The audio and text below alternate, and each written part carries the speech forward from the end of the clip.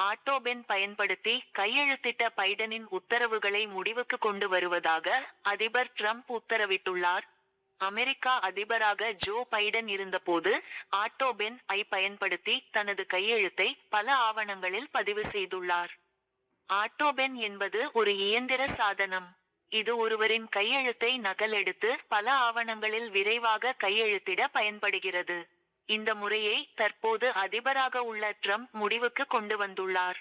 இது குறித்து அதிபர் ட்ரம்ப் வெளியிட்டுள்ள அறிக்கை, ஆட்டோபென் பயன்படுத்தி கையெழுத்திட்ட பைடனின் உத்தரவுகள் ரத்து செய்யப்படுகிறது. பைடனின் பெரும்பாலான உத்தரவுகள் ஆட்டோபென் முறையில் கையெழுத்திடப்பட்டு உள்ளது. ஆட்டோபென் முறையில் கையெழுத்திடும் முறையை ஏற்றுக்கொள்ள முடியாது.